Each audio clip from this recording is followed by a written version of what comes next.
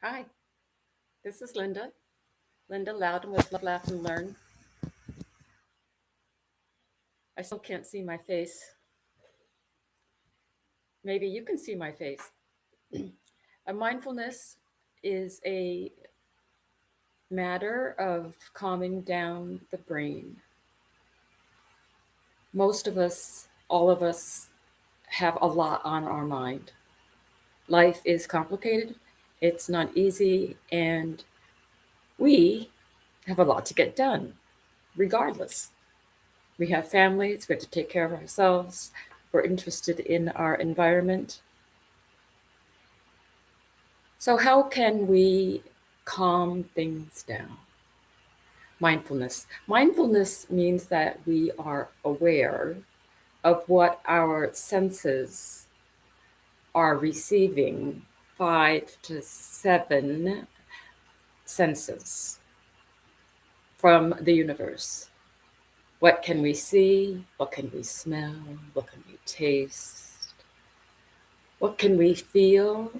Baby soft skin. What can we hear? Music, your favorite TV show, someone smooching you good night.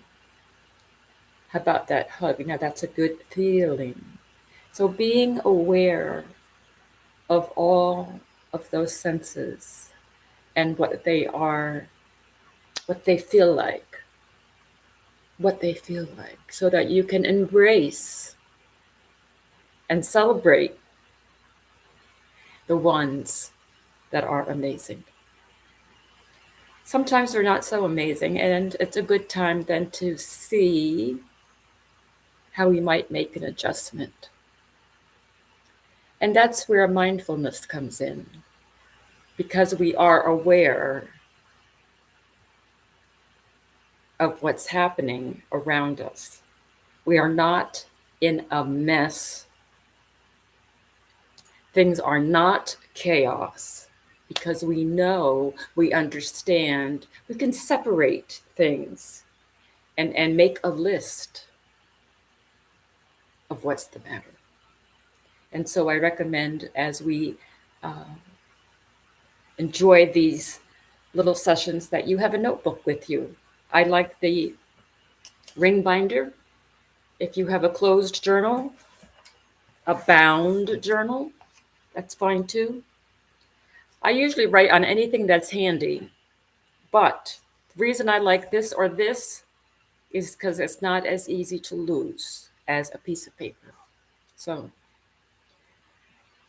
uh, take a notebook and put love, laugh, and learn on it, or put mindfulness on it, or put your name on it with a great big explanation point. Okay, and then it's yours. So, mindfulness is the ability, it's the alertness, staying aware of what our senses are receiving from the universe, which is our friend, but it's a big friend. And it's a very intelligent friend. And the universe is on our side. We're going to start with the brain, uh, a small discussion on the brain. I'm not a brain expert by any means, but it's good to know the basics. Our brain is made up of the 3, 4, or 5 brains. And we have our thinking brain, which is the cerebellum, which is the big part, most of this. We have the reptilian brain, which is the little tiny gatekeeper back here, and he reviews absolutely everything that comes in through all of our 5 senses to see if it is good for us. Or maybe we should say, uh-oh, this is not for me. Okay, reptilian brain. He's small, but very active because he's the gatekeeper. And then we have our heart brain, our emotional brain, which is called the limbic, Limbic, our limbic brain, which is our emotions, our feelings. And then there's the gut brain, which many people say is our instincts, or paying attention to your gut. How does this feel? Does this feel good or bad? Mindfulness is being aware then of what is playing out in front of you and around you. Maybe what happened yesterday or last week, and how it is affecting what is happening today. Did you say yes or no to something? And now wish maybe you had not been so quick to give that reply. Maybe you're having regrets about saying no to that picnic this weekend. I hope not, but you know how it goes.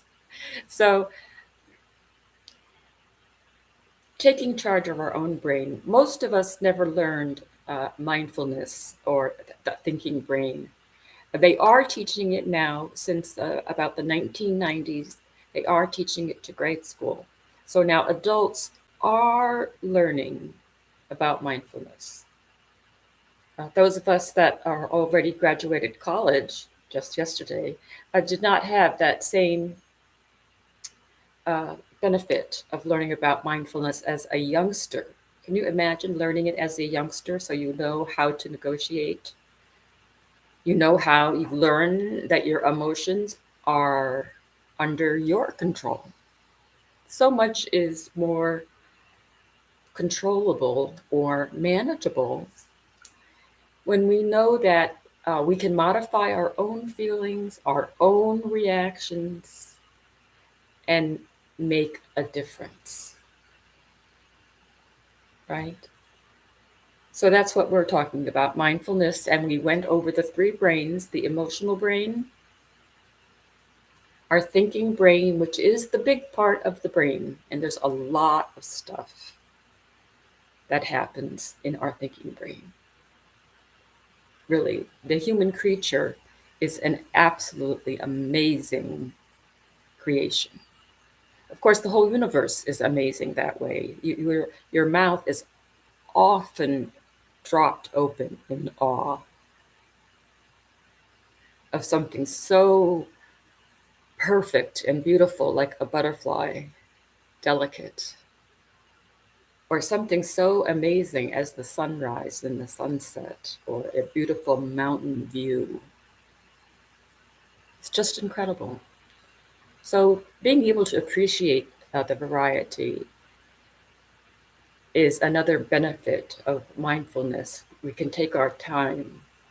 There's less frustration when we're mindful, less frustration because we are calm. Anxiety tends to be almost non existent because things are well thought through. We don't wait for the last minute. We say, let me think about that. Or we make a list. What's on my mind? Or we can start with, how do I feel about that person, that plan, that vacation? Or why? Why does this upset me? And why do I love this?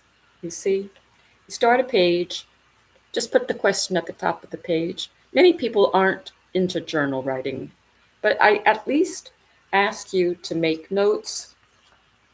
And then if we're not going to